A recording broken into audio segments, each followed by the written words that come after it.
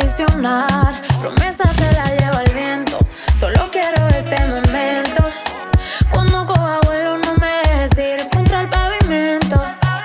Baby, no te quito los ojos de encima. Paso del frío al calor, tú me cambias el clima.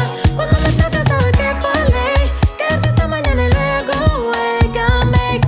Tienes la habilidad de llevarme al clímax. Tú lo haces fácil, el tiempo ya no existe. Muere en tu Richard Mille. Soy dulce pero en la cama me pongo spicy. Solo quiero ser tuya, no hay nadie más. Baby, believe me. Dulce veneno que me hace.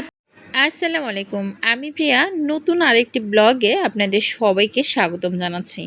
অনেক দিন 3 মিনিটের কোনো video Facebook বা YouTube কোথাও upload করা হচ্ছে না, কিন্তু ফেসবুক এবং ইউটিউবের নিয়ম অনুযায়ী প্রতিদিন না হোক সপ্তাহে একদিন করে হলেও লং ভিডিও যেন আপলোড দেয়া হয়। তাই ভাবলাম অনেক দিন থেকে যেহেতু দেওয়া হয়নি, তাই আজকে ভিডিও শ্যুটটা আপনাদেরকে শেয়ার করাই যায়। এই যে দেখেন আমি কীরকম মোটু হয়ে গেছি, চুড়িগুলো আমার হাতে ঢুকছেই না। অনেক কষ্ট করার পরে এই চুড়িগুলো হাতের মধ্যে ঢোকালাম। তো যাই হোক, আমি যে শাড়িটা পরছি এই শাড়িটা কিন্তু আমার বিয়ের অনেক আগের, 2012 সালে এই শাড়িগুলো কিন্তু প্রথম বের হয়েছিল।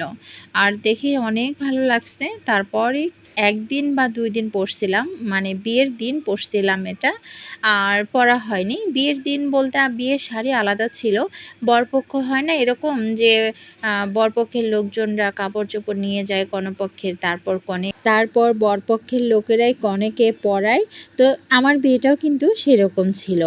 আর আমি যেহেতু পার্লার থেকে সেজেছিলাম, তাই আর এই শাড়িটাই ওই পার্লারের আপুটা আমাকে পরাই দিছে। এরপরে আমার বিয়ের শাড়িটা চেঞ্জ করাই দিছিল। তো যাই হোক, এই শাড়িটা এরপর থেকে কিন্তু আর পরা হয়নি। প্রায় আমি 10 থেকে 12 বছর পর এই শাড়িটা পরতেছি। অনেক ভালো লাগতেছে।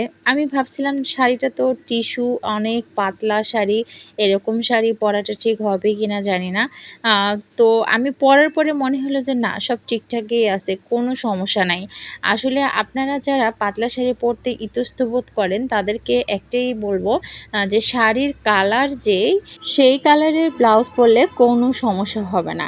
তো যাই হোক, আমার যেহেতু খোপা করছি, খোপাটা একটু ফাঁকা ফাঁকা লাগছিল, এ কারণে আমি এখানে একটা গাজরা দিয়ে নিলাম। কেমন লাগছে অবশ্যই কমেন্ট করে জানাবেন।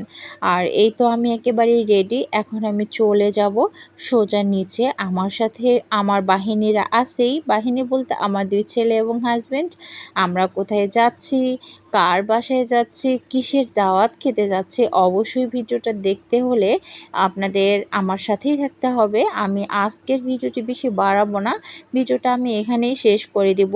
আর অবশ্যই একটা লাইক এবং একটা কমেন্ট করে যাবেন, কারণ একটা ভিডিও এডিট করতে কিন্তু অনেক কষ্ট হয়। যারা ভিডিও এডিট করে তারাই কেবলমাত্র জানে যে আসলে একটা ভিডিওর পিছনে কত সময় ব্যয় করতে হয়। ভিডিও শ্যুট করা, সেই ভিডিওটাকে আবার এডিটিং করা, বিভিন্ন ধরনের অ্যানিমেশন দেওয়া, ফিল্টার দেয়া, ভিডিও ঠিকঠাক মতো এডিট করা, সেই সাথে আবার ভয়েস দেয়া, কত কাজ, অনেক কাজ।